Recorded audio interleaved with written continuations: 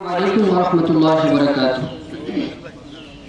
আসন্ন জাতীয় ত্রয়োদশ সংসদ নির্বাচনে সিলেট ১ আসনে জমিয়ত ও বিএনপি মনোনীত প্রার্থী আপনার আমার নেতা, সিলেটের তৃণমূলের নেতা, পরিচ্ছন্ন রাজনীতিবিদ খন্দকার আব্দুল মুক্তাদির ভাইয়ের নির্বাচনী উঠান বৈঠকে উপস্থিত সর্বস্তরের নেতৃবৃন্দ মোবারকবাদ জানাচ্ছি। সম্মানিত নেতৃবৃন্দ এখানে উপস্থিত, এখানে আমার কথা বলাটাও সমীচীন নয়। আমি 1 মিনিটের ভিতরে শেষ করব। আপনাদেরকে মনে করে দিতে চাই, বিগত 16-17 বছরে যারা এখানে নির্যাতিত রয়েছে, আমি যদি বলি বিগত 16-17 বছরে সবচেয়ে বেশি নির্যাতিত কারা ছিলেন? সবচেয়ে বেশি নির্যাতিত ছিলেন উলামায়ে কেরাম।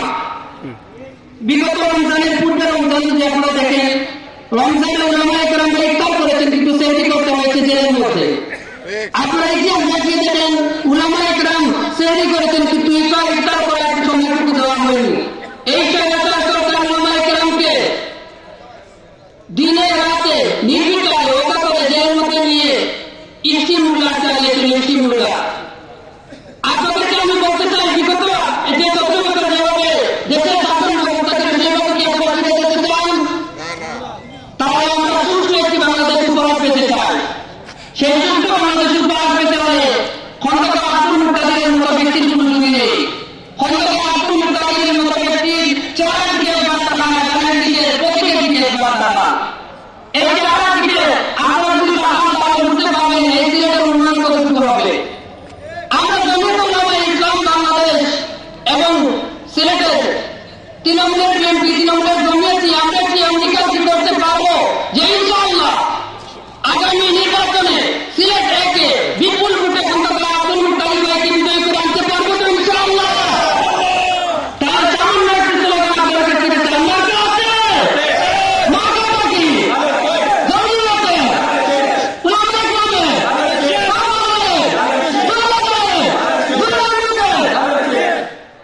মনে একটি কথা বলবো, নির্বাচন ভোট আপনার একটি আমানত। আপনার মনের মধ্যে রয়েছে আপনি কাকে ভোট দিবেন। আমি যদি আপনাকে দিয়ে কোরআন শরীফ দয়ায় আপনার কাছে ওয়াদা দিই, এটা আমার জন্য মোটেও সমীচীন নয়, এটা হয়ে যাবে মুনাফিকি। এই জন্য আপনারা ভোট চাইতে যাবেন, এটা আমরা জমিয়তের হয়, বিএনপির হয়, কিন্তু কাউকে ওয়াদা করে আনতে যাবেন, এটা নিয়ম নয়। আমরা দেখতে পাচ্ছি বর্তমান সময়ে কিছু কিছু মানুষ বাড়িতে বাড়িতে গিয়ে ওয়াদাবদ্ধ করতেছে মানুষদেরকে।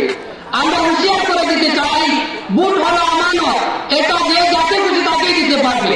আমরা করতে পারবো না যে বিএনপিকে ভোট দিতেই হবে। এর জন্য আপনাদের কাছে অনুরোধ থাকবে, আমার এখানে যুব জমিয়ত, জমিয়তুল উলামায়ে ইসলাম, ছাত্র জমিয়ত, ছাত্রদল, যুবদল সহ তৃণমূলের সবাইকে বলতেছি, আমরা সবাই অন্যদেরকে নিয়ে ফেসবুকে লেখালেখি করবো না।